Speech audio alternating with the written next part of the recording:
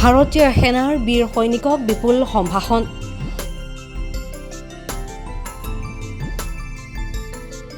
চাকৰিকাল সমাপন কৰি উভতিল স্বগৃহলৈ। স্বগৃহলৈ উভতাৰ সময়ত নলবাৰী ৰেল ষ্টেচনত আত্মীয় স্বজন শুভাকাংক্ষীৰ বিপুল সম্ভাষণ।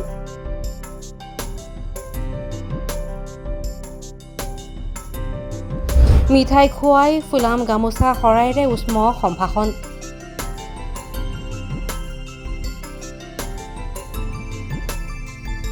হয়, নমস্কাৰ। প্ৰথমতে আপোনালোক মিডিয়া চেনেল গোটেইবিলাককে মই অশেষ ধন্যবাদ জনাইছোঁ। মই আজি 2007 চনৰ 4 এপ্ৰিলত ভাৰতীয় সেনা বাহিনীত যোগদান কৰি সুকলমে 17 বছৰ 26 দিন কমপ্লিট কৰি পেলাই দেশৰ সেৱা খতম কৰি মই ঘৰলৈ উভতি আহিছোঁ। বাকী এতিয়া আপোনালোকে মই নজনাকৈ যিখিনি উষ্ম আদৰণি জনালে গোটেইবিলাককে মই বহুত আন্তৰিকতা শুভেচ্ছা জ্ঞাপন কৰিছোঁ। নলবাৰীৰ চৰিয়াৰ এগৰাকী ব্যক্তি প্ৰদীপ দাস। ভাৰতীয় সেনা বাহিনীত কৰ্মৰত প্ৰদীপ দাসক বুধবাৰে নলবাৰী ৰেল ষ্টেচনত উষ্ম সম্ভাষণ জনোৱা পৰিলক্ষিত হয়।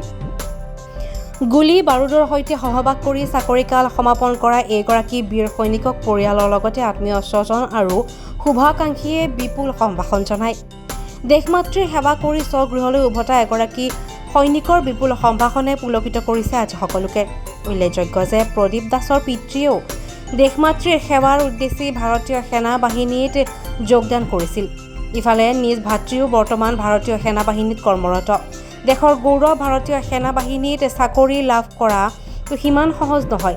তেনেস্থলত বাহজানীৰ চৰিয়াৰ প্ৰদীপ দাসৰ পিতৃ ভাতৃয়ে ভাৰতীয় সেনা বাহিনীত কৰ্মৰত হোৱা বিষয়টোৱে সমগ্ৰ অঞ্চলটোলৈ গৌৰৱ কঢ়িয়াই আনিছে।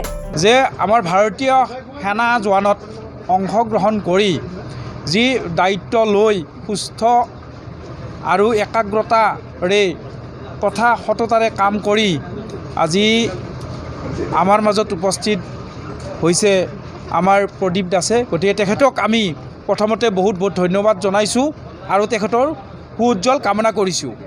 আৰু এই যে সততা নিষ্ঠাৰে আমাৰ এই ভাৰতীয় সেনাত যোগদান কৰি যি দায়িত্ব পালন কৰিছে তাৰ বাবে আমি চৰিয়া গাঁওবাসীয়ে ধন্যবাদ জনাইছোঁ তেখেতক আৰু সুস্বাস্থ্য কামনা কৰিছোঁ। বুধবাৰে নলবাৰী ৰেল ষ্টেচনত শুভাকাংক্ষীসকলে প্ৰদীপ দাসক সম্ভাষণ জনোৱাৰ সময়ত নিজৰ অনুভৱ ব্যক্ত কৰি প্ৰদীপ দাসৰ পৰিয়ালক লৈ গৌৰৱ বোধ কৰা পৰিলক্ষিত হয়। সঁচাকৈয়ে এগৰাকী ভাৰতীয় সেনাৰ বীৰ যোদ্ধাক উষ্ম সম্ভাষণ জনোৱা কাৰ্যই পুলকিত কৰিছে সকলোকে। নিজৰ জীৱনক তুচ্ছ জ্ঞান কৰি দেশমাতৃৰ সেৱাত নিয়োজিত হৈ যেতিয়া সশৰীৰে নিজৰ স্বগৃহত উপস্থিত হ'ব তেতিয়া পৰিয়াল আত্মীয় স্বজনৰ মনত কি যে আনন্দ। এনে এক আনন্দময় পৰিৱেশ দেখিবলৈ পোৱা গ'ল বুধবাৰে নলবাৰী ৰেল ষ্টেচনত। নলবাৰীৰ এজন যুৱক ভাৰতীয় সেনাত গৈ নিজৰ কৰ্তব্য সুচাৰুৰূপে পালন কৰি আজি নিজ মাতৃভূমিত আহিছে, কি ক'ব? হয়, পোনপ্ৰথমতে মই সকলো নিশ্চয়কৈ ধন্যবাদ জ্ঞাপন কৰিছোঁ প্ৰতিবিম্ব লাইভৰ লগতে। আমাৰ নলবাৰী জিলাৰ বাজনীৰ অন্তৰ্গত চৰিয়াগাঁৱৰ সুসন্তান প্ৰদীপ দাস আমাৰ মাজত আজি আহিছে। কেনেকৈ আহিছে আমি সকলোৱে অৱগত।